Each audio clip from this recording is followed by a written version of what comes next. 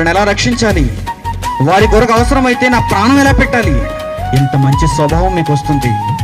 నీతిమంతులు అవుతారు, యథార్థమైన భక్తిపరులు అవుతారు. మీరు బ్రతుకుతున్న ఈ కాలంలో దేవుని కొరకు బ్రతకండి, దేవుని ఇష్టాన్ని నెరవేర్చండి, ఈ ప్రకృతిని అనుభవించండి, ఈ సంపదనంతటిని మీరు తినండి, త్రాగండి, కానీ దేవుని పనిలో ఉండండి. దేవుడు చేయవద్దన్న పనిని మీరు చేయకండి. అది సంపద కాదు నిన్ను రక్షించేది, స్థానం కాదు నిన్ను నిలుపునది, క్రీస్తులో జీవించే జీవితం అదే స్వర్గానికి మా